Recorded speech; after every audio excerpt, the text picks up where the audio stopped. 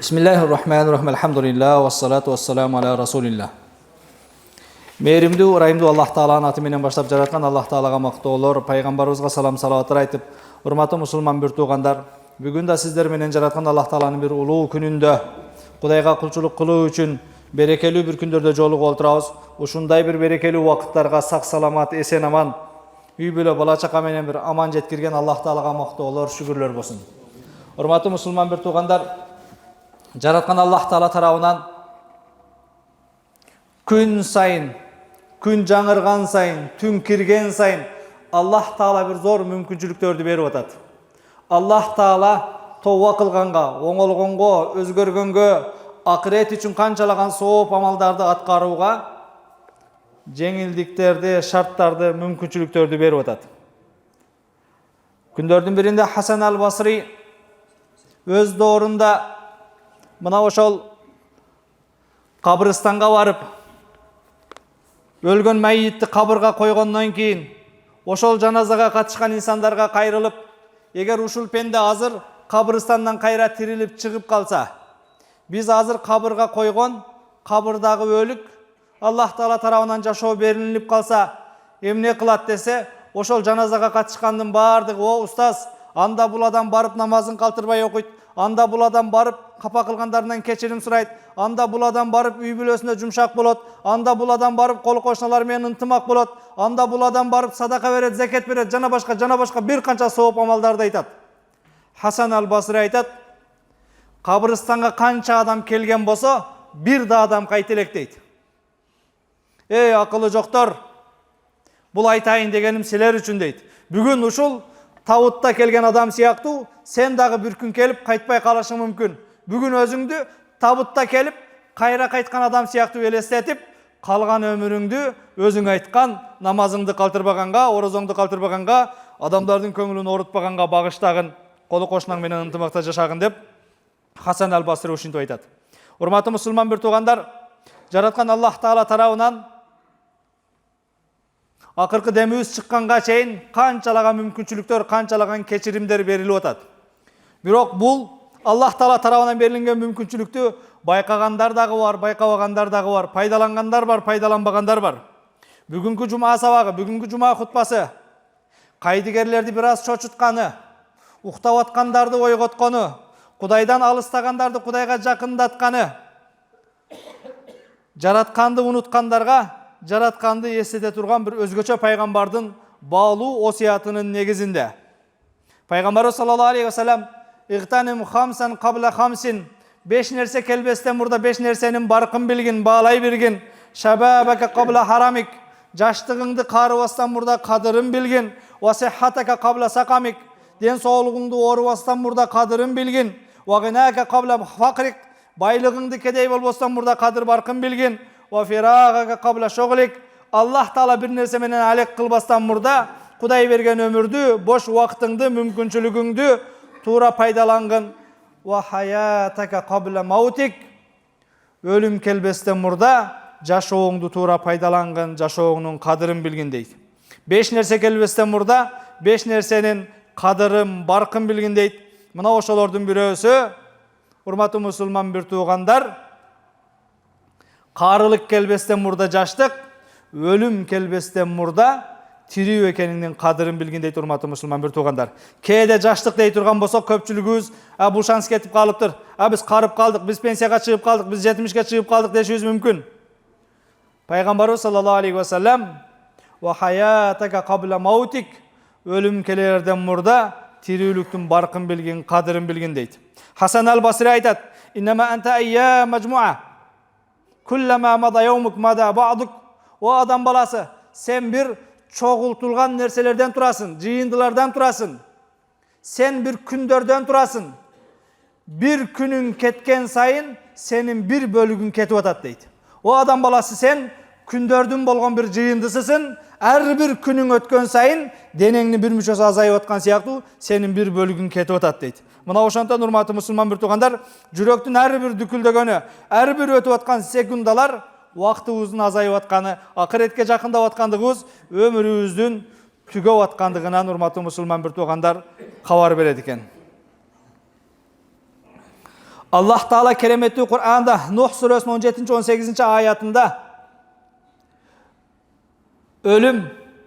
ölümden keyinki jaşoonu bayandap Wallahu ambatakum minal ardi nabaten Allah Taala sizler üçün жерден өсімдіктерді өстірді, өсімдіктерді çıkardı.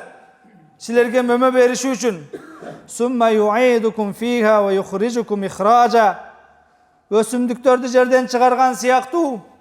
Sizlerdi dağı bir gün жерге kaytarıp kıyamet kelgende жерден өсімдік çıkarganday, darak çıkarganday kabırdan sizlerdi dağı çıkarta durgan gün kelet dep hormatly musulman bir tuğandar ölümdü bizge ölümden keyinki jaşoonu eskertet.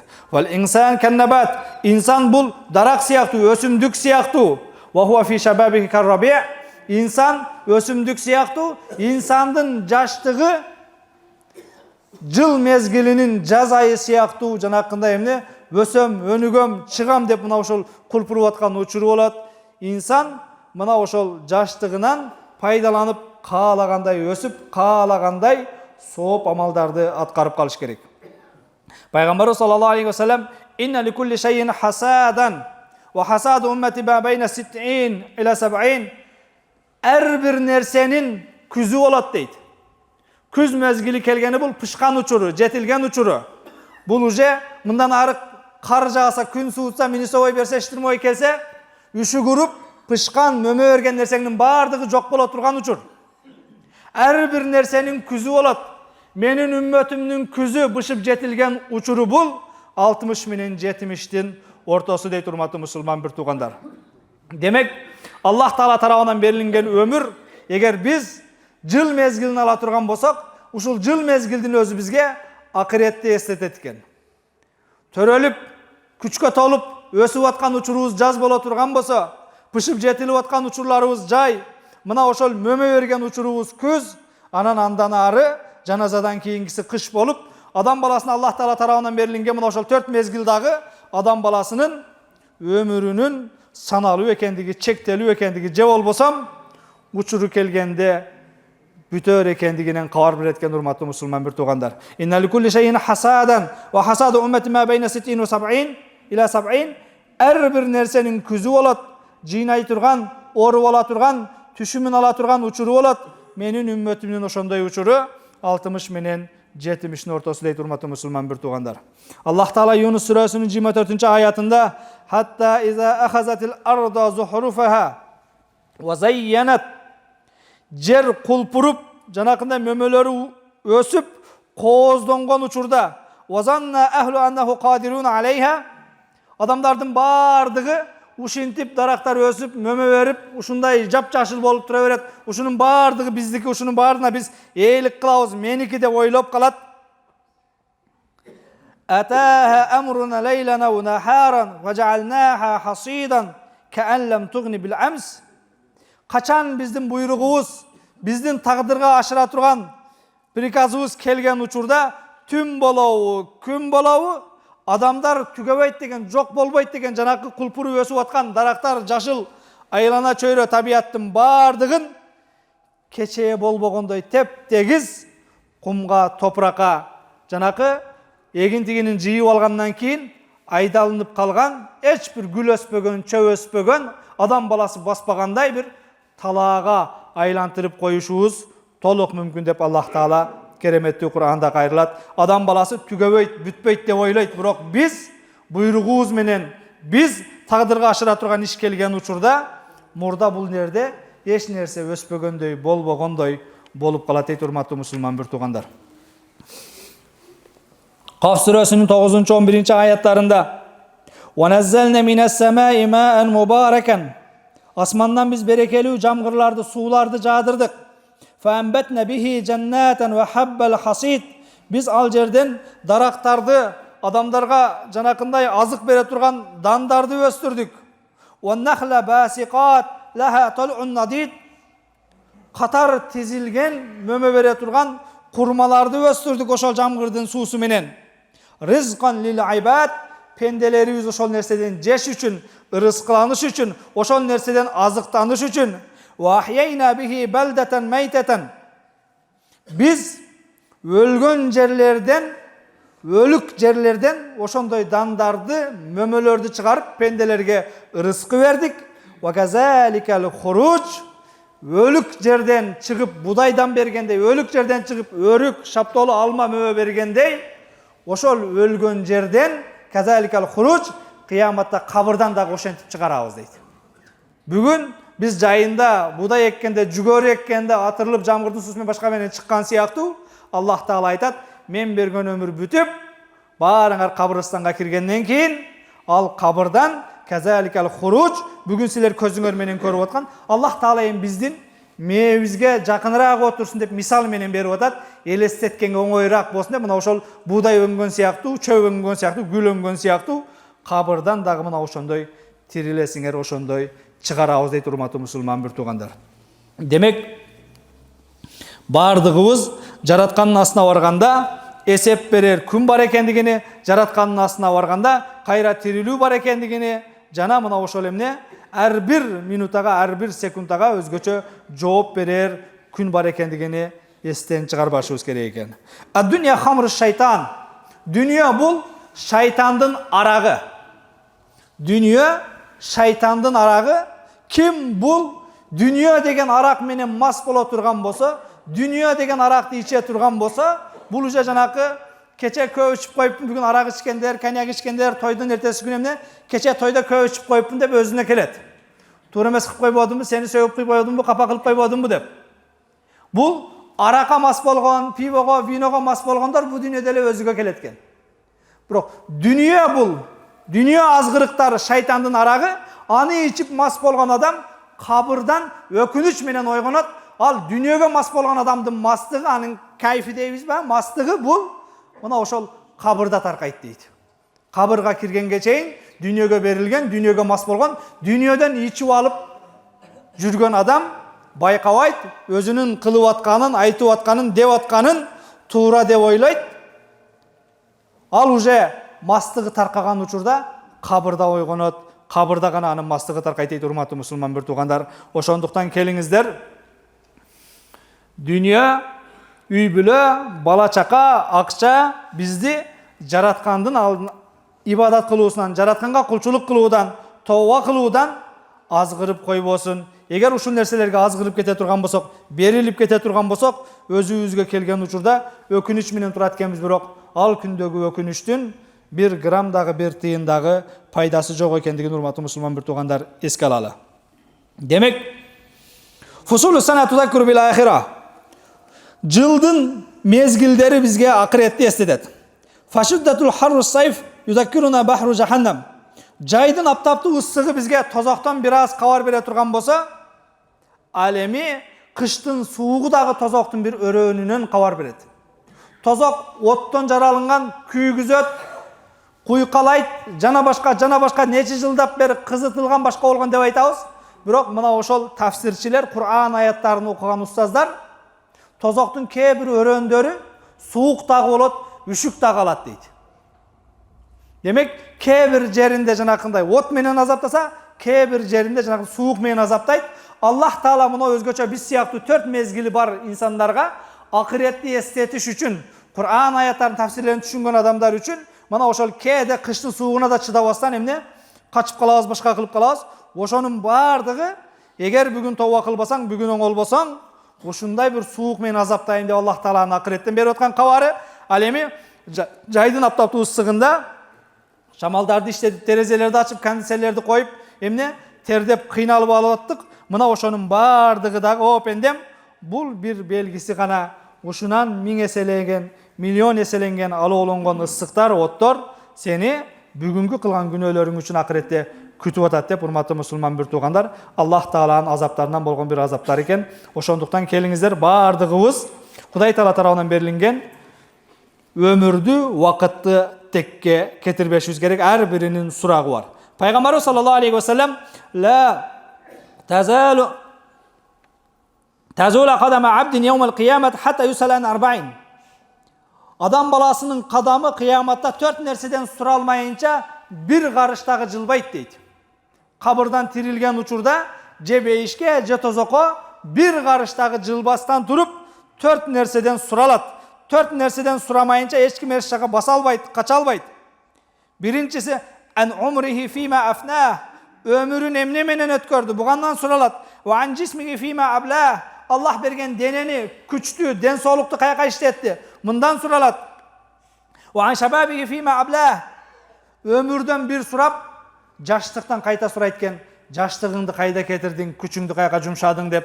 Wa an malihi min ayna iktasabahu wa fima anfaqahu, анан тапкан байлыгыңды кайдан таптың? Кайдан тапканың адал боло турган болсо, кайда жумшагандыгы жөнүндө дагы суралат. Wa an ilmihi ma amila fih, билген, үйрөнгөн, уккан нерсеңе канчалык амал кылдың, андан дагы суралып, андан кийин гана пенде оңго же солго, жакшыга же жаманга карап басат дейт. Фактанимил вакта вал фурса, андыктан урматтуу мусулман бир туугандар, Кудай берген мүмкүнчүлүктү, убакытты, өмүрдү ар бирибиз этиятташыбыз керек экен, аярлашыбыз керек экен, кастерлешибиз керек экен. Аллах Таала Ахкаф сүрөсүнүн 35 аятында алдыга жылып алыңыздар, кийин келгендер сүйлөбөстөн бош жерге отуруңуздар. Алдыга жылып алыңыздар, жакын сырттагылар батып калсын. Ahqaf surasının 35. ayetinde كأنهم يوم يرون ما يوعدون لم يلبسوا إلا ساعة من نهار. Alar kıyamatка kelgen uçurda kündüzdün bir bölügünçele turganday boluşat. Turduk dep aytышат. Balagun fahal yuhlaku illal qawmul fasiqun. Alarga kavar jetken uçurda buzuku qoomdor, günökörlөр Allah Taala'nın astında tozoguna jok bolot dep kıyamatты баяндайт. Kıyamatка барганда biraz эле жашап калдык, biraz эле туруп калдык деп айтышат. Алар бул дүйнөдө да өзүн-өзү ошентип азгырышкан болчу. Wa yawma taqumus sa'atu yuqsimul mujrimuna ma labisu ghayra sa'a. Allah Taala'nын астына барганда, кыяматтын саатында турган учурда күнөөкөрлөр касам ичет. Алла менен касам ичебиз, биз болбосо эле турдук деп айтышат. Казалика кanu yufakun. Алар дүйнөдө да ошентип өздөрүн-өздөрү азгырышкан, өздөрүн-өздөрү алаксытышкан дейт урматтуу мусулман бир туугандар. Демек, жараткан Аллах Тааланын астына барганда эсеп берер, сурак берер күн келген учурда эң эле жөнөкөй мисал, коомубузда не деген үрөй учурган окуялар болуп атат, не деген кылмыштар болуп атат. Кармалгандан кийин эми ошол кылмыш кылгандардын бардыгын ордуна өзүбүздү коюп элестете турган болсок, ушуну кылбай эле койбоппун дейт. Biraz акча алам деди, biraz bir кумарданам деди, башка деди. Бирок түбөлүктүү биякта түрмөнүн жоопкерчиликтин күтүп аткандыгын көргөн адам ушул кылмышка барбай эле койбоппун деп бардыгы өкүнөт. Не деген адамдар колго түшүп атат? Кандай гана кызматтагы адамдар колго түшүп атат? Эгер ушунун жооп берерин ошентип кармап апарып решетканын аркасына тыгаарын билгенде ушуну кылбайт элем деп айтат. Кереметтүү Кур'ан эми бул дүйнөдө кээ бир кылмыштар бет ачылбай калышы мүмкүн, тутулбай калышы мүмкүн, камерага түшпөй калышы мүмкүн. Бирок кереметтүү Кур'ан Кудай Таала берген өмүрдүн акыры бар экендиги, жыйынтыгы бар экендиги, мунун ар бирине сурак бар экендиги, жылдап кылган күнөөлөрүңдү Аллах Таала мына ошол бардыгын сага ачык айкын эч бир зулум кылбастан адилеттүүлүк менен мойнуңа көрсөтүп берер экендигини кереметтүү Кур'ан бул жерде кайра баяндап атат урматтуу мусулман бир туугандар. Демек, биз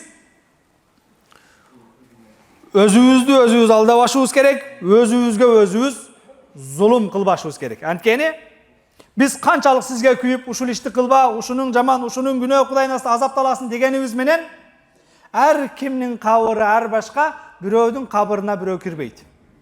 Канчалаган адамдардын жаназасына, башкасына катышып атабыз, бирөөнүн дагы баласы же аялы же досу же жана кафеде чогуу жүргөн шериги дамыла бара бергиле, мен досумдун жанында бир жарым саат Кур'ан окуп турайын да дейлик.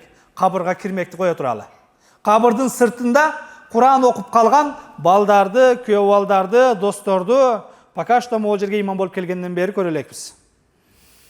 Демек, өлүп калсаң, бечара өлүп каптыр дей турган адамдар үчүн бүгүн уурулук кылып, башка кылып, ошолорду кочоп берем, ошолордун көңүлүн табам деп өмүрүңдү текке кетирбе. Ар бир кылган кыймыл аракетке, ар бир тыйынга Кудайдын астына барганда жооп берер күн барар экендигин урматтуу мусулман бир тууган унутпайлы.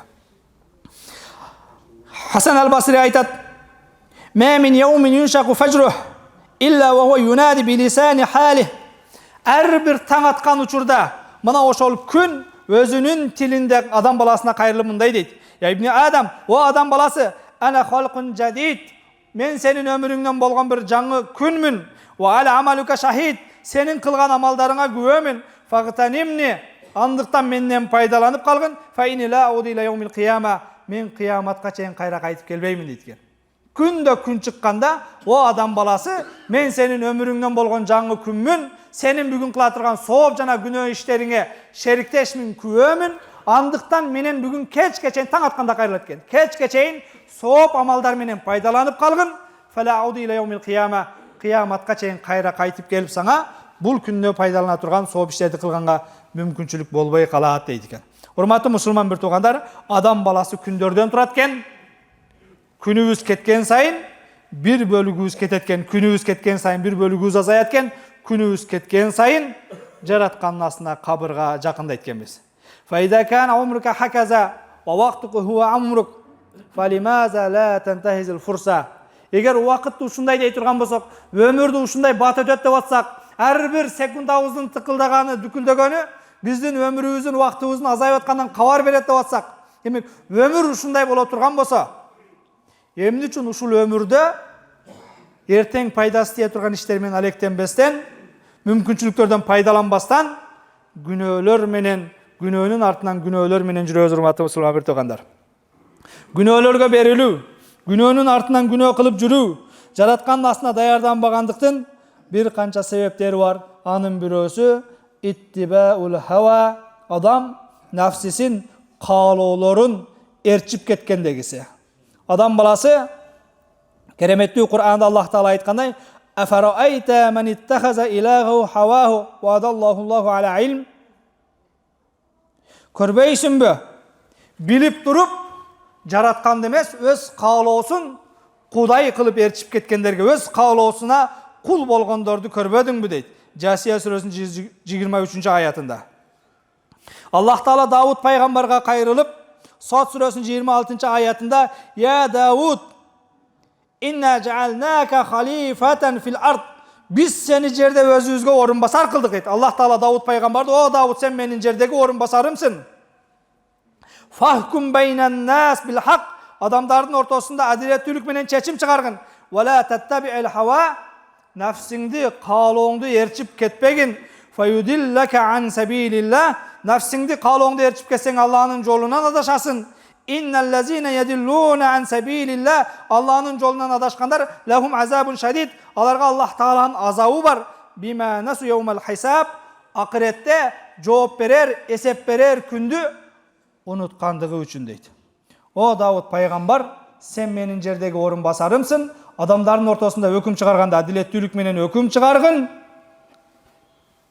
Нафсиңди, каалоолоруңду ээрчип кетип, бир аз пайда табап коем деп, адилеттүүлүктөн тайып, жаратканды унутпагын. Жаратканды унутсаң, Кудайдын жолунан адашасың. Кудайдын жолунан адашкандар үчүн кыяматта Кудайдын азабы бар.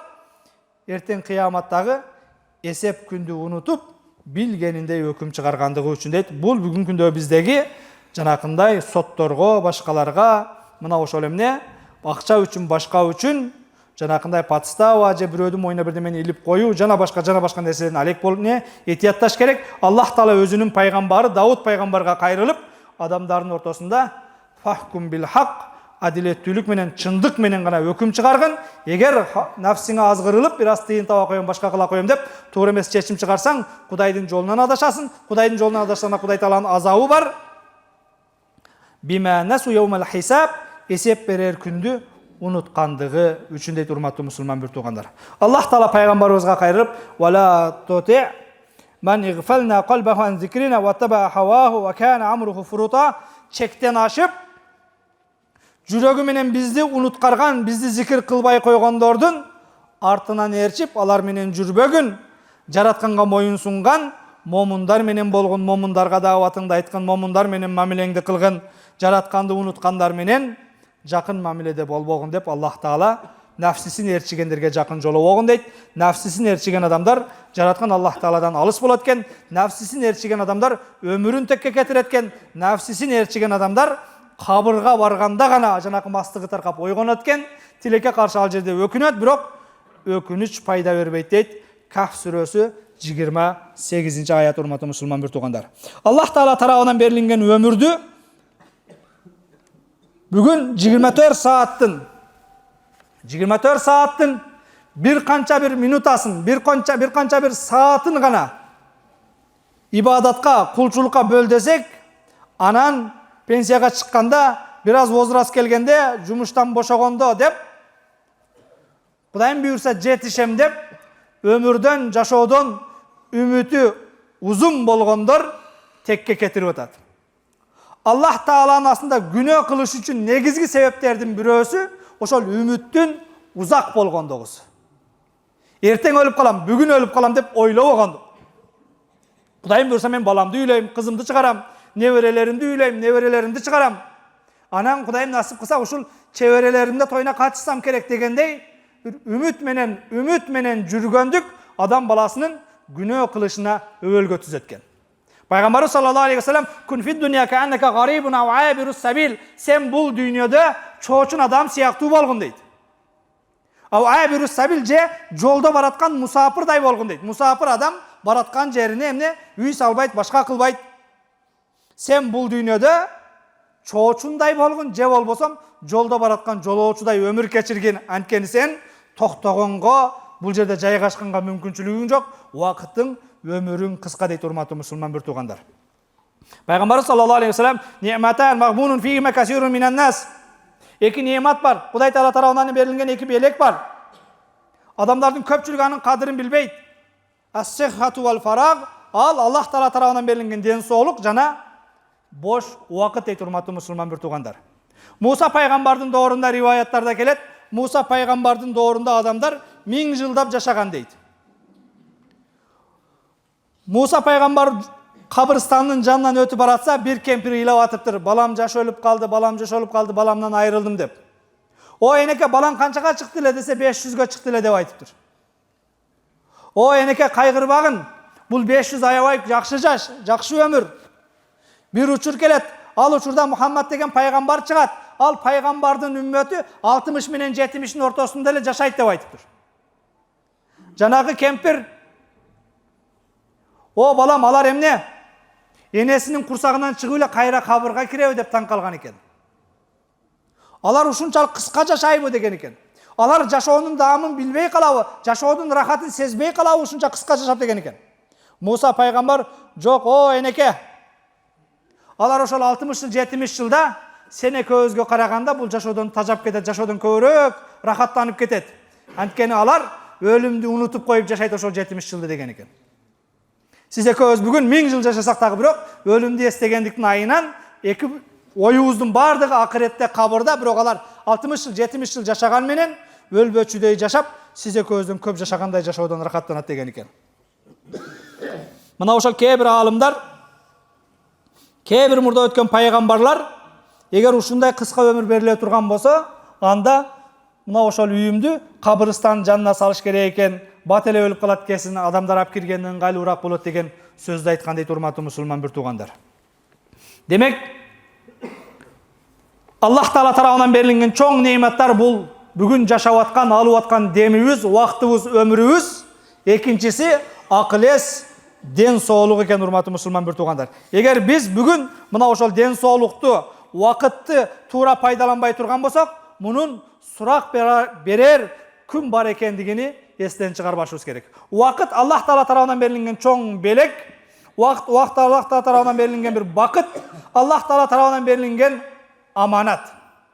Демек, бул аманатка кыянат кылбаш керек. Аллах Таала "Ва ма халактул джинна вал инса илля лиябудун" инсандар менен жиндерди ибадат үчүн жараттым дейт. Кудай берген өмүрдү, убакытты, аманатты ибадат менен, туура жашоо менен өткөргөнгө багышташыбыз керек урматтуу мусулман бир туугандар. Убакыт ушундай нерсе аны сактап болбойт, токтотуп болбойт. Атаң, энең, досуң кечириши мүмкүн, бирок убакыт кечирбейт. Жамаат азыр кечирип, дамыла бүгүн сөзүңүз кызып калды, жуманы бир 10 мүнөт кеч окуйлу десе болот.